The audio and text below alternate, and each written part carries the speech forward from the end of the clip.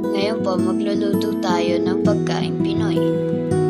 Maaga pa lang nag-ani na ako ng mga talong. Magluluto tayo ng sinangag, daing, tortang talong, at ensaladang pipino. Humingi ng gabay sa nakakatanda pag magbubukas ng kalan. Unahin natin lutuin ng tortang talong.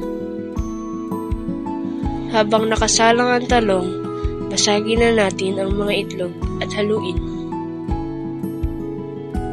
Pwede nang hanguin ang talong pag sunog na ang balat nito.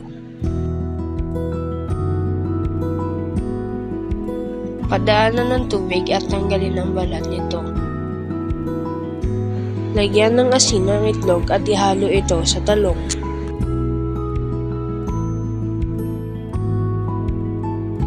Magpainit ng kawali at lagyan ito ng mantika. Iprito ang tortang talong. Habang nagluluto po si Kuya ng tortang talong, gumawa na tayo ng ensaladang pipino. Sa paggamit ng kutsilyo, dapat po dahan-dahan lang po kayo para hindi po kayo masugatan.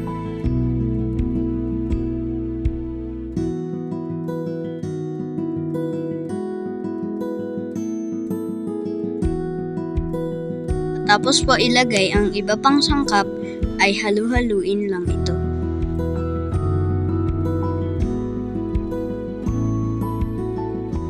Nanguha na rin ako ng kalamansi para sa juice. Dahil tapos na tayong magluto ng tortang talong, magpiprito naman tayo ng daing. Mag-ingat kayo dahil baka matalsikan kayo.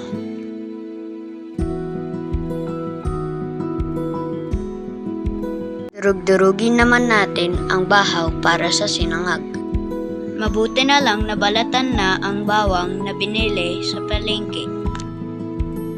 Magluto na rin tayo ng sinangag.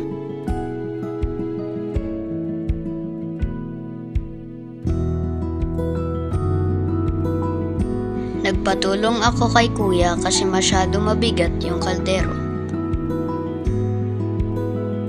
Hinalo-halo ko yung kanin kaso natapon, kaya nagpatulong ako kay Kuya, nilinis ko na lang yung natapong kanin.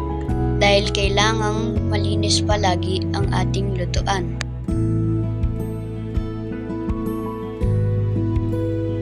Ayan, konti na lang maluluto na. Si Nalian at Daddy ay tumulong na rin maghanda ng hapagkainan.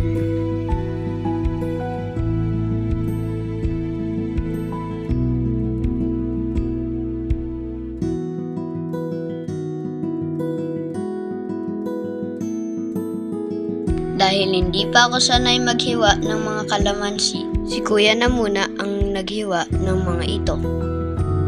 Ayan, handa na ang lahat. Salamat po Lord sa mga biyaya.